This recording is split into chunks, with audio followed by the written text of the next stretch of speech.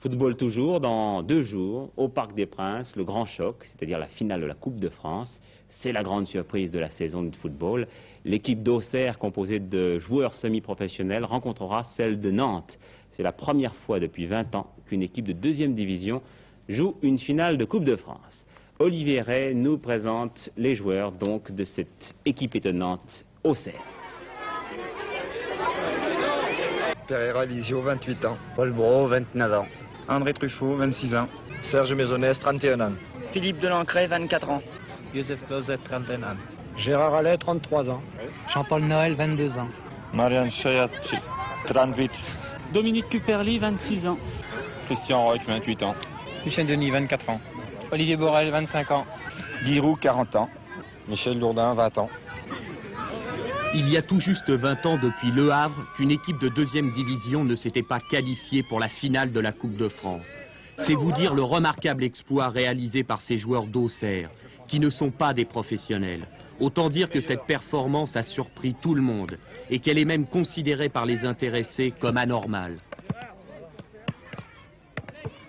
C'est pas normal, on s'y fait, hein. Quelques jours après on s'y fait, mais d'après les canons habituels des niveaux de football, c'est étonnant quand même que la 28e équipe de France vienne rencontrer la seconde en finale de la Coupe de France. Les professionnels de Nantes affronteront samedi soir des amateurs, car à Auxerre les joueurs ne vivent pas du football. Ils ont tous un travail, un vrai, employés de banque, ouvriers et même journalistes. Est-ce que ça a changé quelque chose dans vos habitudes d'aller en finale de la Coupe de France? Ah oui, il est évident que maintenant, ça a changé beaucoup de choses. Vis-à-vis des gens, déjà, de la population auxerroise, ça nous a changé totalement. Mais enfin, disons qu'une fois que toute la fête sera terminée, je pense que ce sera comme avant. Mais pour votre travail, vous avez été obligé de décaler vos vacances, ça a été un peu perturbé, non?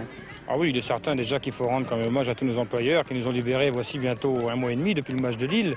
Et puis de toutes ces campagnes de Coupe de France, quand même, sans la participation des employeurs, je pense qu'on ne serait pas en finale.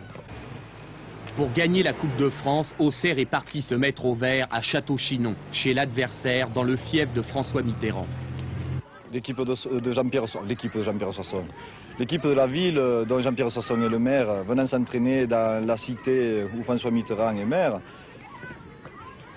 peu importe, dans la mesure où il s'agit véritablement de sport, et ça s'arrête là, nous ne donnons pas d'autre signification à notre présence à Château-Chinon.